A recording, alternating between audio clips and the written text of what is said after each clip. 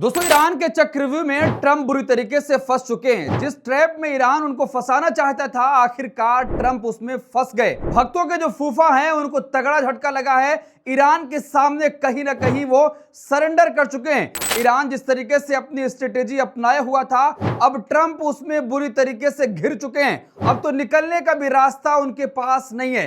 जिस तरीके से सीज फायर का अनिश्चित काल के लिए ऐलान किया गया और फिर यह कहा गया कि आसिम मुनीर और शहबाज शरीफ के कहने पर किया गया है, इससे साफ साफ लग रहा है कि ट्रंप जो एग्जिट होने का रास्ता ढूंढ रहे थे, वो तो उनको मिल नहीं पाया, क्योंकि ईरान ने अपने कब्जे में कहीं ना कहीं सुपर पावर को कर लिया है। दोस्तों, कहावत है कि ना खुदा ही मिला ना विसाले सनम, ना घर के ना घाट के।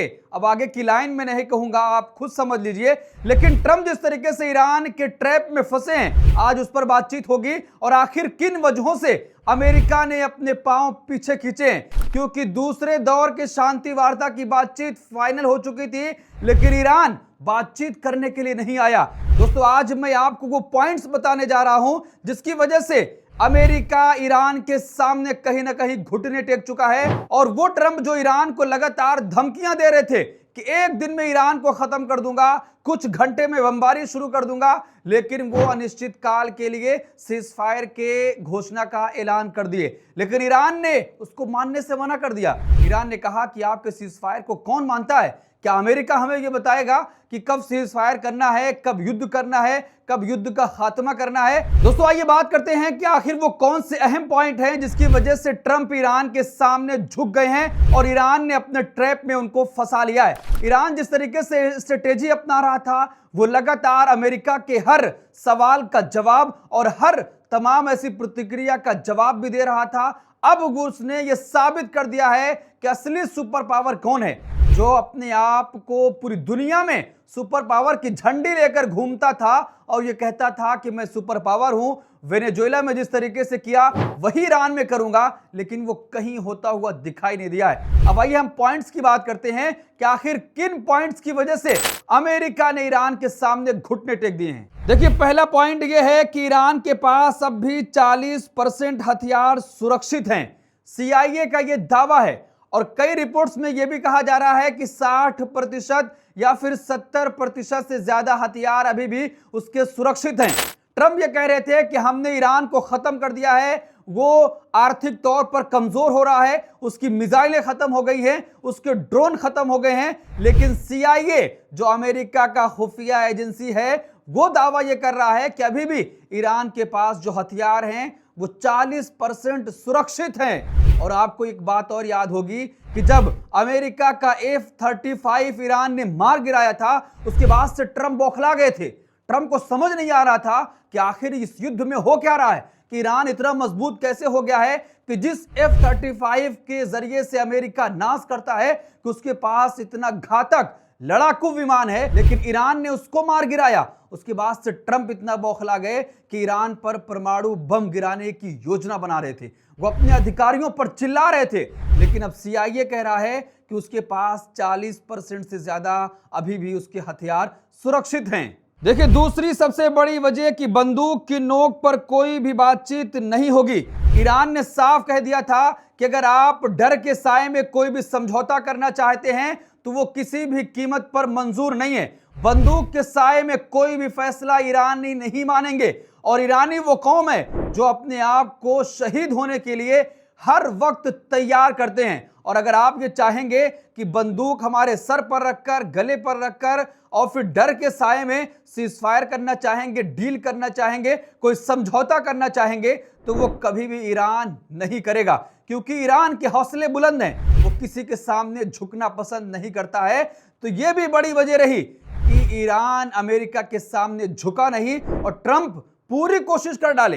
ट्रंप ने पूरी दुनिया के नेताओं से भी कहा कि आप ईरान पर हमला करो, होर्मुज जिस तरीके से बंद किया गया है उसको खुलवाने की कोशिश करो। लेकिन जब दुनिया ने साथ छोड़ दिया, ईरान पर दबाव जब काम नहीं आया, तब ट्रंप को लगा कि ईरान तो अब चुप बैठने वाला नहीं है, ना ही ईरान सरेंडर करेगा। देखिए, तीसरी सबसे बड़ी वजह जो बताई जा रही है कि अगर समझौता होगा तो फिर बराबरी के आधार पर होगा। ईरान ये पहले दिन से कह रहा था कि अगर यूएस के साथ कोई भी समझौता होगा तो वो बराबरी का समझौता होगा, सम्मान का समझौता होगा। हम ईरान की ऐसी तमाम चीजों को दांव पर लगाकर कोई भी समझौता अमेरिका से नहीं करेंगे। ईरान ये पहले दिन से कह रहा था, और जब जंग की शुरुआत हो गई उसके बाद जब बीच में बातचीत शुरू हुई तब भी उसी बात पर यह अडिग रहा कि सम्मान के साथ होगा, बराबरी के साथ जब समझौता होगा तभी हम उसको कबूल करेंगे, उसको एक्सेप्ट करेंगे, नहीं तो फिर अमेरिका के सामने कभी भी ईरान ऐसी तमाम समझौतों को नहीं मानने वाला है। लेकिन दोस्तों, अमेरिका और ट्रंप ने पूरी कोशिश की कि किसी भी सूरत में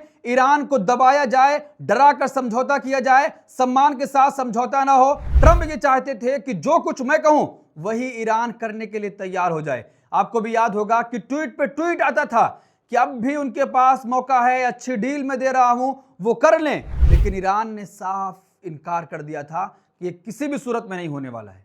और चौथी सबसे बड़ी वजह यह थी कि जेडी वेंस, जो अमेरिका के उपराष्ट्रपति हैं, आखिरी समय तक इंतजार करते रह गए कि किसी भी तरह से ईरान मान जाए, वो दूसरे दौर की वार्ता के लिए पाकिस्तान आ जाए।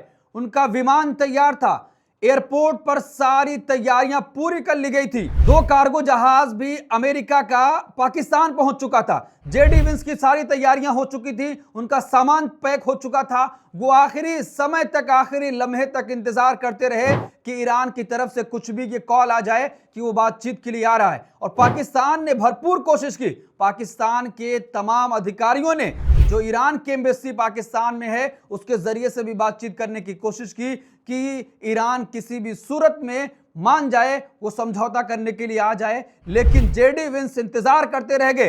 ट्रंप पलके बिछाकर ईरान का इंतजार करते रह गए, लेकिन ईरान पाकिस्तान में बातचीत करने के लिए नहीं आया।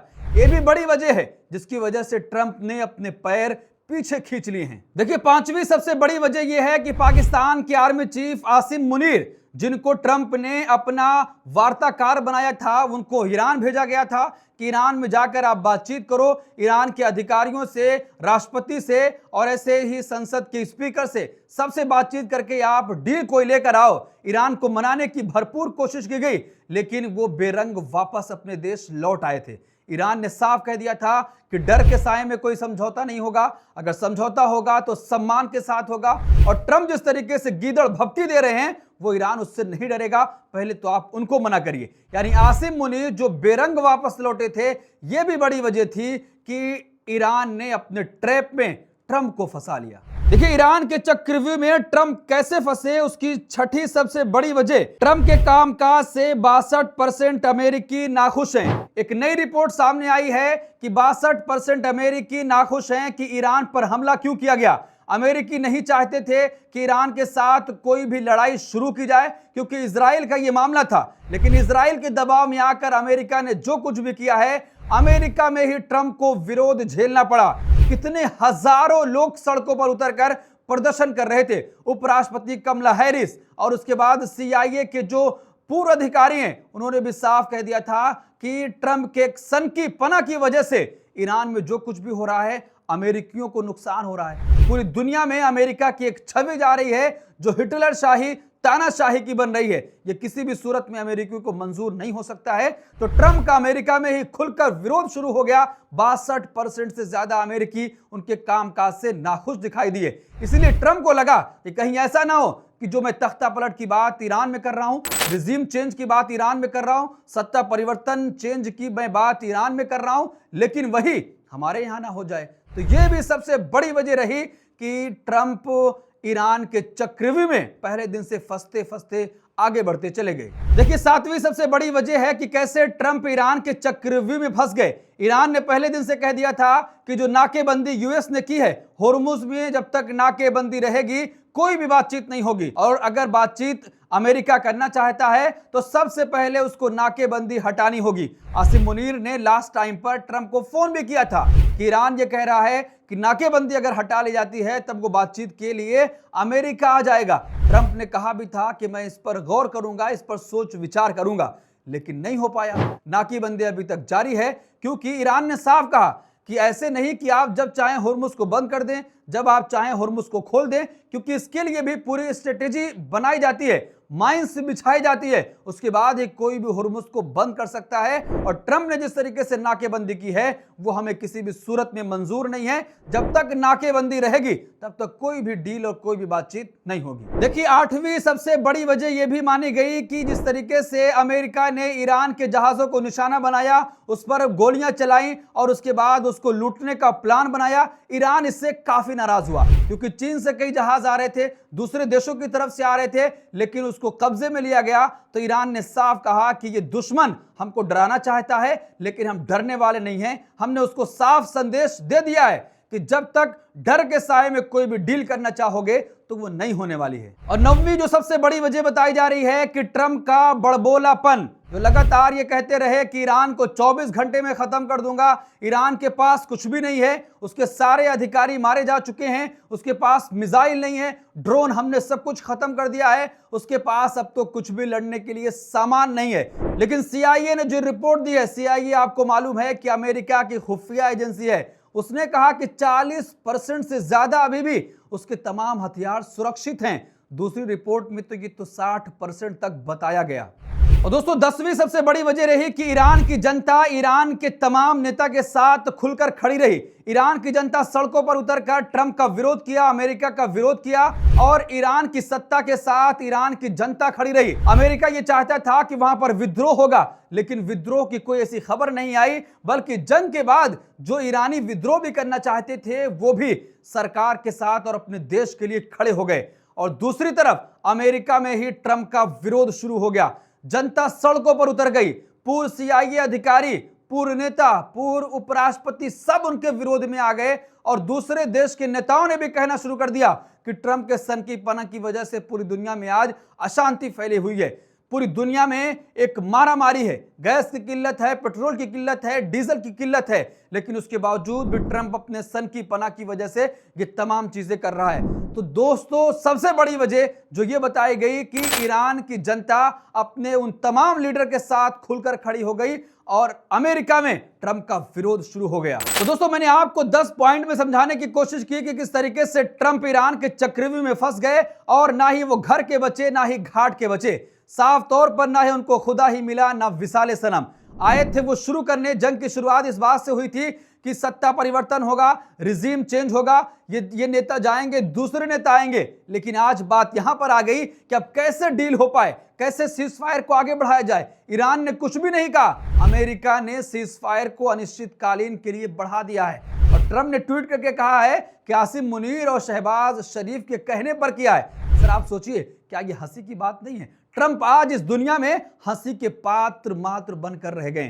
तो दोस्तों, इस पूरे मामले पर आप क्या सोचते हैं कि ट्रंप कैसे ईरान के चक्रव्यूह में फंसे और कैसे अमेरिका ईरान के मुकाबले में पीछे हटता चला गया और आज ईरान ने यह साबित कर दिया है कि असली सुपर पावर अब तो ईरान ही है। आप क्या सोचते हैं? कमेंट करके जरूर बताएं। हमारे चैनल को सब्सक्राइब भी करें ताकि हर जरूरी अपडेट आप तक सबसे पहले पहुंच सके। बहुत शुक्रिया।